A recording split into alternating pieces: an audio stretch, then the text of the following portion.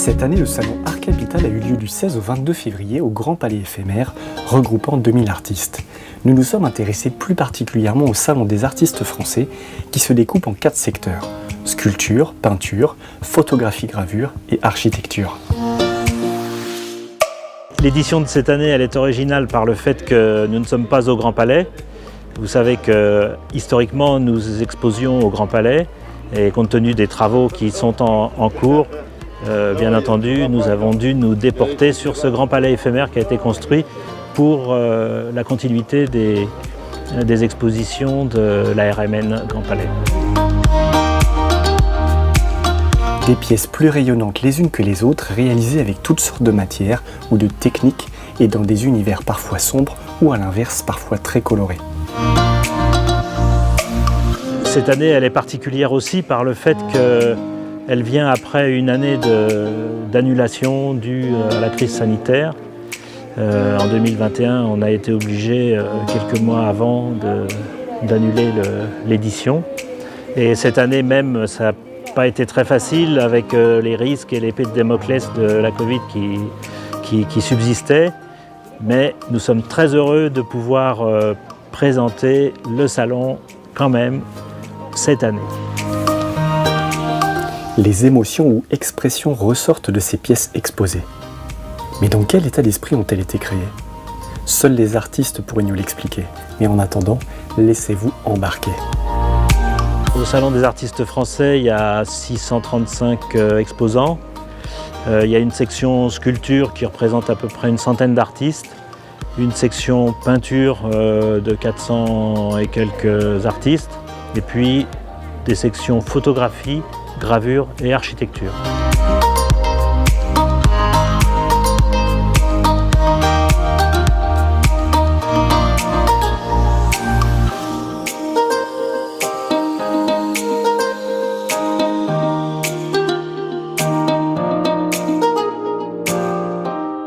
Le salon est ouvert au public du mercredi 11h, du mercredi 16 11h, jusqu'au dimanche 20 février à 19h.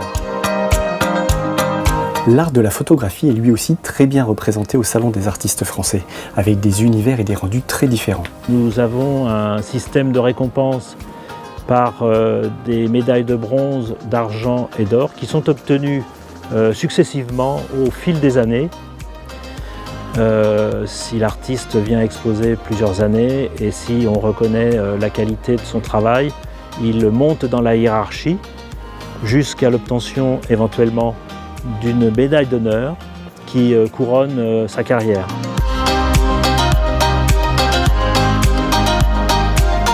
L'intensité de ces œuvres ne peuvent laisser les visiteurs sans émotion. La sélection a dû être complexe afin de réunir les meilleures pièces. Découvrons le travail de certains artistes qui excellent en gravure, peinture et photographie.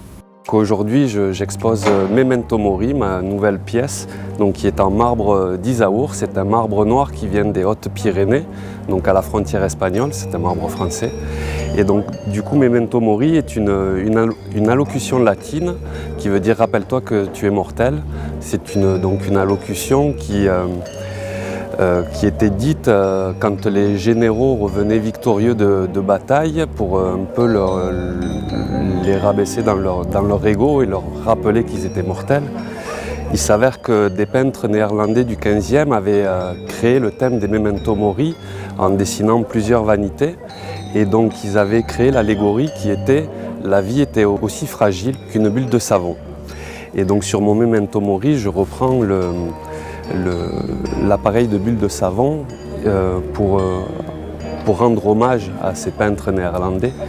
Il s'avère que dans leur peinture, souvent c'était des chérubins donc, qui faisaient une bulle de savon et donc qui étaient accompagnés de sabliers, qui étaient accompagnés de vanités, donc de crânes. Souvent il y avait des fleurs qui fanaient et il y avait donc toujours la représentation donc, de chérubins ou d'enfants pour représenter la jeunesse éphémère. Je crée aujourd'hui une nouvelle allégorie en disant que la vie est aussi fragile qu'un dessin au stylo sur la peau.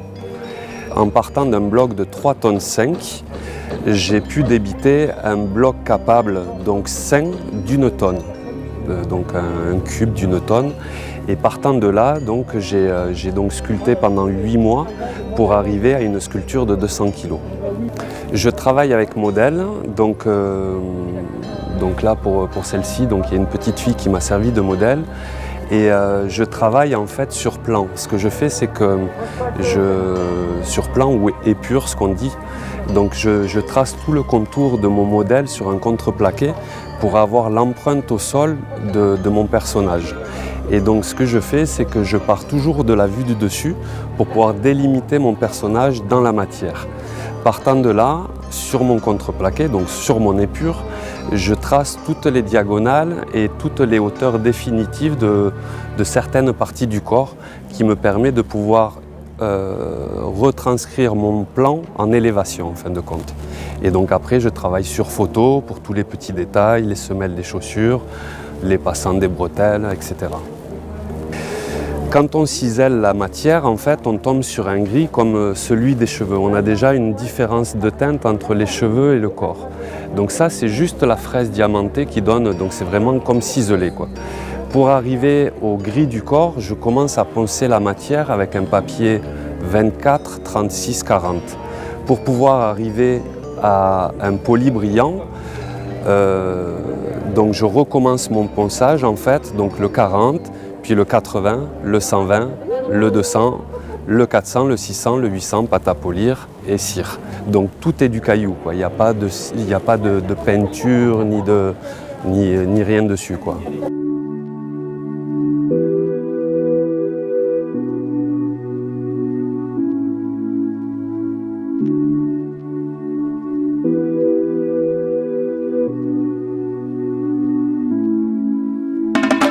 L'origine du Salon des artistes français remonte à Louis XIV, ça s'appelait bien sûr autrement à l'époque.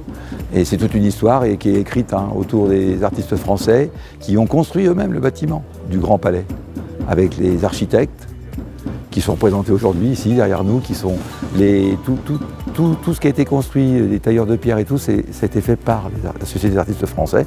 Et Dieu sait si les peintres de grande renommée internationale ont été présents pendant les années 1900 jusqu'à aujourd'hui. Il y a eu ce vilain Covid qui est venu perturber la fête, on va dire. On s'est tous retrouvés, comme tout le monde le sait, dans des conditions difficiles. J'ai peint cette toile déjà dans un quartier imaginaire qui symbolise... La ville est morte, il n'y a plus de voitures de ce côté-là. Et là, c'est la liberté autour de Sam Wilson qui a quand même tellement ouvert l'Amérique à une certaine liberté d'antan. Elle s'appelle Passage. En fin de compte, ces passages, on passe sur un fil pour retrouver cette liberté avec cet homme masqué qui va retrouver sa liberté. Et puis j'ai voulu donner un côté très vertigineux pour comme si j'avais moi-même un petit peu une notion de déséquilibre, parce qu'il ne faut pas tomber, c'est à cette hauteur que j'ai à peu près calculé, par cet échafaudage aussi, par cette structure. J'adore peindre des échafaudages parce qu'il y a plein de symboliques cachées dans tout ça, une symbolique d'architectural et qui construit et qui symbolise la construction et l'élévation. J'ai voulu marquer cette période de Covid en pensant à tout ce qui a pu se passer autour du corps médical, autour de tous les métiers qui ont été paralysés. Et cette ouverture, cette réouverture qui va quand même voir le jour, je pense. Voilà, donc j'ai des frissons en vous le disant là. Je pense que ça tombe à pic vers des jours meilleurs. La continuité de mon travail, c'est déjà de pouvoir se remettre à peindre dans des conditions plus sereines, parce que tout ce qui perturbe l'artiste, c'est terrible, parce que ça paralyse un peu avec tout ce qui s'est passé. Donc moi, si vous voulez, je cours un petit peu l'image d'une baignoire qui déborde, et je cours toujours pour aller vite, couper le robinet, parce que c'est une image forte que je pense peut-être peindre. Vous voyez, parce qu'on est dans l'urgence depuis 3 ans, et puis on a plein de projets. J'en ai plein, mais est-ce que la vie me laissera aussi cette chance de pouvoir exprimer un maximum de choses? J'ai des milliers de sujets à faire.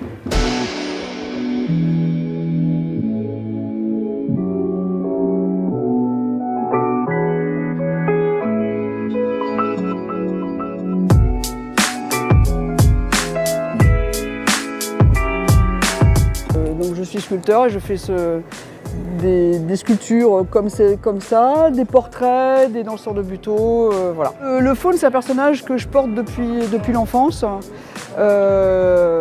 J'écoutais quand j'étais enfant, il paraît qu'à 3 ans, je mettais déjà ce disque toute seule, le prélude à l'après-midi d'un faune de Claude Debussy. Et le personnage du faune m'avait vraiment interpellée. Il était sur la pochette du disque et il était interprété par Nijinsky.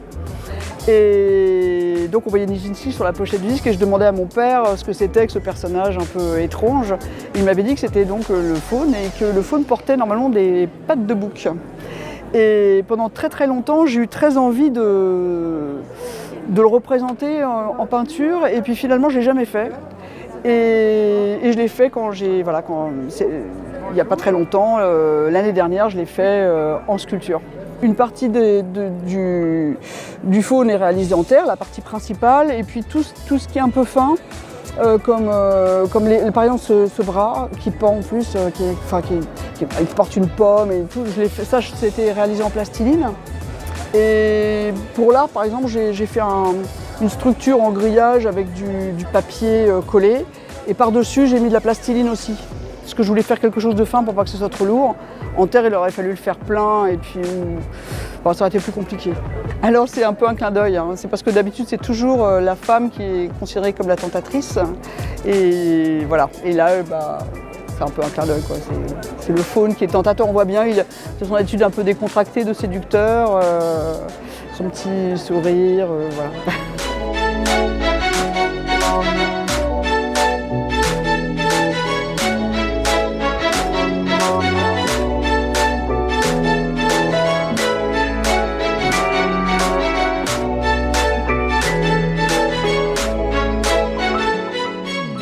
Je suis artiste peintre depuis une dizaine d'années et c'est ma troisième participation au Grand Palais où j'ai eu une mention il y a 2 ans sur un grand tableau qui était une cathédrale et cette année je concourais pour une médaille de bronze et j'ai eu la chance de pouvoir avoir cette médaille avec ce tableau. Alors ce tableau, en fin de compte, j'ai peint toute une série justement qui était visiteur au musée. Parce que pendant ce confinement, on a été un peu bloqués, nous les artistes, donc j'ai été obligé de trouver une idée. L'idée, c'était d'aller dans les musées avec ma peinture et donc de peindre des visiteurs. C'est pour ça que c'est ce qu'on voit sur cette toile, en fin de compte. Au départ, on est sur des visiteurs qui sont dans un musée. Et comme on était en période du Covid, en fin de compte, j'ai fait un tableau sur justement la libération de ce masque et la libération du Covid. C'est pour ça qu'on est en fin de compte sur la statue de la victoire à Nation, qui a été un peu le principe de ce qui s'était passé quand il y avait eu Charlie et les attentats. Mais j'avais trouvé tellement fort que tous ces gens qui criaient la liberté pour cet attentat, eh bien c'est ce qui m'avait fait réagir. Et j'avais trouvé que c'était très fort. Donc comme on est dans une période qui est quand même très compliquée avec ce Covid, je trouve que là aussi c'est quand même la libération qu'on pourrait avoir était très intéressante. Elle va le jeter ce masque, enfin. Voilà. J'espère qu'on va vite les jeter tous. Ça sera une bonne action qu'on pourra faire et revivre et pour les artistes et pour tous les gens bien sûr.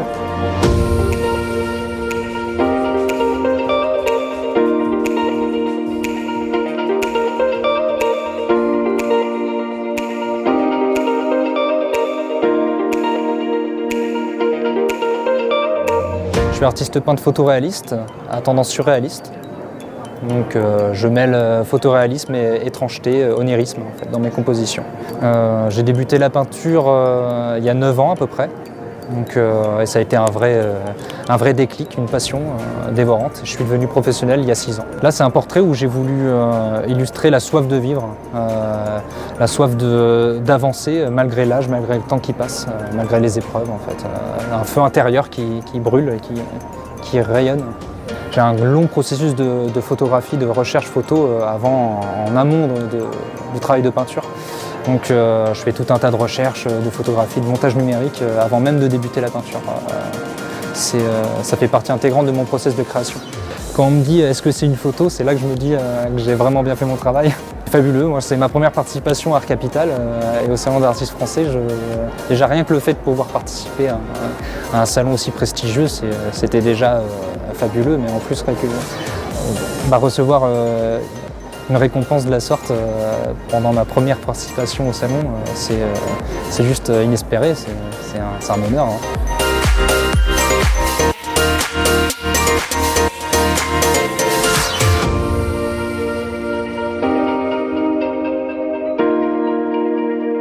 J'ai fait un lycée d'art d'abord, où on avait 20 heures de dessin par semaine. Et puis ensuite, j'ai fait art plastique et histoire de l'art à la Sorbonne. Et j'ai toujours peint. Il faut savoir que depuis 6 ans, 7 ans, je ne peins que des bouteilles d'eau. C'est un objet qui me plaît particulièrement parce qu'il regroupe toutes les difficultés, à savoir le dessin, la lumière, la transparence. Et au départ, je peignais simplement des bouteilles d'eau en tant qu'objet.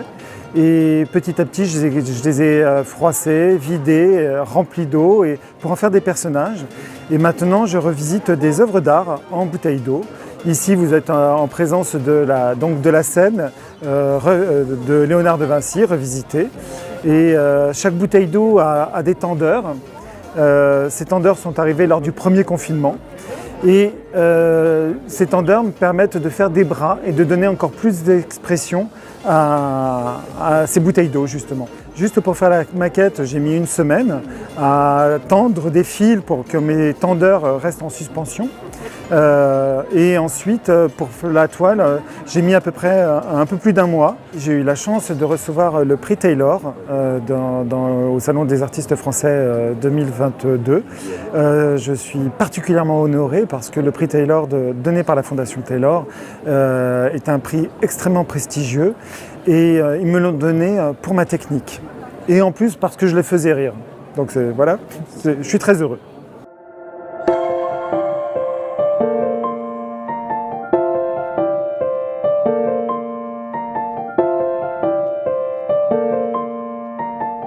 Je suis sculpteur depuis 5 ans et présent donc à cet événement pour la première fois. J'aborde les doutes, les problèmes cérébraux, le fait qu'on s'embarque dans nos propres peurs, dans nos angoisses. En fait, on est très créateur de nos propres problèmes. Donc j'aime le mettre un peu en évidence et cette pièce essaye de nous montrer que c'est à l'intérieur de nous-mêmes qu'on va trouver les réponses les plus solides et qui vont nous permettre d'avancer pour de bon. Ils sont tous en bronze, les originaux ont été travaillés en terre et étant une matière assez fragile et aimant travailler un peu l'aérien, c'est vrai que c'est difficilement compatible, donc j'ai préféré les transformer en bronze pour pouvoir rassurer les personnes qui aimeraient se les offrir, histoire que ça soit solide pour de bon et que ça ne bouge plus, quoi. Oui, alors là, l'idée, c'est d'essayer que les gens s'embarquent moins par leurs propres peurs. Et pour cela, j'ai essayé de montrer qu'on va essayer d'aller dans la peur la plus primaire, qui est la peur de la mort. Et j'ai essayé d'attaquer le sujet en fait, en exprimant la libération de l'âme, mais par la peur qu'elle nous évoque. Donc ici, une arme, en fait, une lame de couteau qui en fait, crée le rejet assez immédiat. Et ça permet de pouvoir en fait être bousculé par notre propre peur. Ce rejet est la chose que j'aime que les gens puissent observer. Là, l'idée, c'est que chaque homme est construit et responsable de l'humanité et en fait est une pierre à cet édifice. Et donc là, j'ai fait une vague de personnages qui entrent et essayent de prendre place dans cet grand personnage, en fait, dans cette image de l'humanité. Et donc tous, intérieurement, ils prennent forme. C'est un petit peu plus doux d'accès pour le coup. On vit tous nos peurs de manière différente. Après, on a tous été bousculés par elles. Moi, j'ai essayé de l'extérioriser, de le marquer avec violence et que j'ai tendance à être fatigué, que les choses bouclent en fait très très facilement dans les sociétés au fur et à mesure des histoires et du temps. Et je pense qu'on peut peut-être essayer d'aborder les choses autrement pour que justement ces boucles puissent essayer de se briser, quoi.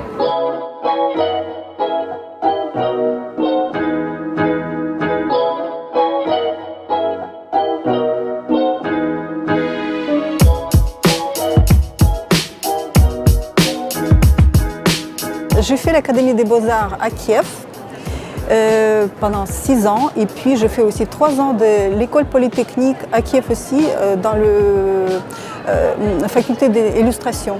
Je regarde cette œuvre du point de vue anatomique. Je montre, j'enlève la peau et je montre comment elle est faite en fait l'œuvre à l'intérieur. Cette personnage, elle est faite à l'intérieur. Donc c'est un tableau qui s'appelle « Découverte des portraits d'une jeune fille de Rembrandt, des points de vue anatomiques ». En général, je fais je fais les œuvres par série. Donc, dans chaque série, à peu près, il y a 3 œuvres qui sont consacrées au même thème, au même type de concept. Je pense qu'on met trop d'étiquettes sur les œuvres d'art et je voulais en fait le montrer d'un autre point de vue, d'un regard différent. À la fin de cette année, je vais faire une exposition aux herbiers, une exposition personnelle aux herbiers. Je travaille le corps de femme, je suis fascinée par le corps et j'aimerais mettre la femme en valeur. Alors je travaille le fusain sur papier parce que le fusain est tactile, donc il faut que ça reste très sensible sur le papier avec du café. Un jour, il y a un gobelet de café qui est tombé sur le papier et j'ai trouvé que c'était excellent pour faire la couleur de la peau. J'ai pas dit, mais je viens d'une famille de photographes et finalement, je voulais pas faire des photos. Et je fais des photos à ma manière avec le sépia des anciennes photos finalement, jolies. Je fais tout en même temps.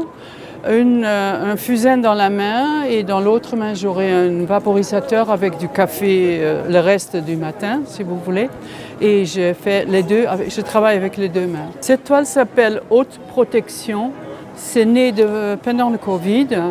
Je crois qu'il y a toujours un petit peu une cellule, une chose qui flotte dans l'air. Mais j'avais envie cette fois-ci d'habiller mes modèles, mes toiles. Elles étaient nues quand elles ont été dessinées, mais pour les protéger ou peut-être aussi pour amener de la couleur dans ces moments assez difficiles. Je suis ravie d'avoir ce prix-là. Je remercie encore une fois toute l'organisation de m'avoir donné ça. Magique.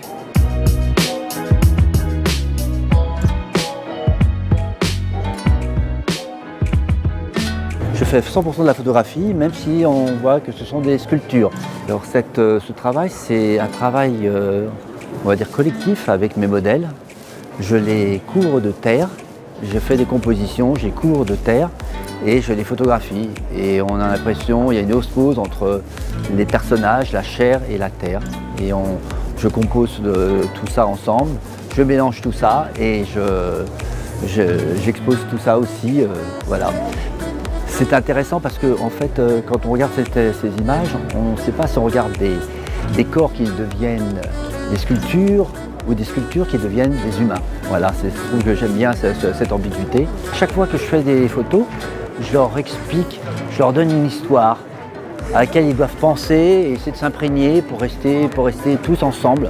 Et donc là, l'idée, c'était un peu la fin du monde, on se retrouve un peu tout seul et on essaie de fraterniser pour continuer à vivre ensemble dans le malheur, mais on essaie d'être fort pour pouvoir avoir cette force de résilience pour pouvoir revivre ensemble après un gros cataclysme. On va dire que c'était ça un peu l'histoire. J'ai fait un livre et donc ça a été un projet sur plusieurs années et j'ai fait beaucoup de scènes différentes comme ça, avec des personnages. Là, j'ai créé, c'est le Petit Prince. Là, c'est le mythe de Sisyphe. Donc, je m'inspire beaucoup de sculpteurs comme Rodin, Camille Claudel, mais aussi de peinture. Ça présente, je dirais que c'est agréable d'avoir toujours des gens qui sont du métier, qui ont un œil, qui voient le travail que vous avez fait, qui se rendent compte que c'est un travail profond, réfléchi et donc c'est super quoi, c'est super, je suis très content.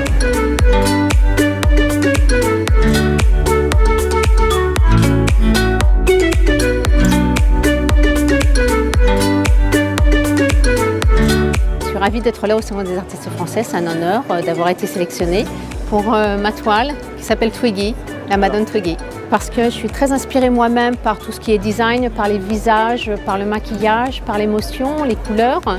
Et moi, ma particularité, en fin de compte, c'est de faire des visages noirs et blancs à l'huile, avec un côté réalisme, puisque j'ai fait une école de réalisme. Et ensuite, je réveille ce visage avec un aplat de couleurs à l'acrylique. et avec toujours une petite touche personnelle de ma part qui sort de l'ordinaire. Par exemple, ce rimel vert fluo que j'adore et qui donne à Twiggy un petit côté encore plus mode, mais avec ce côté vintage mais contemporain qui va vers le futur. En général, je peins beaucoup de femmes. C'est les visages. Pour moi, ça porte beaucoup de choses. C'est toute une personnalité.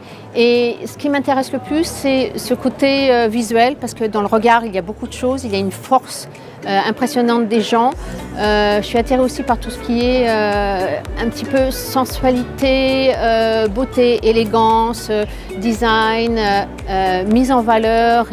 Et je pense qu'on a tous une beauté intérieure que l'on doit vraiment mettre en avant et extérioriser. Et je fais en sorte de faire ça moi dans mes portraits.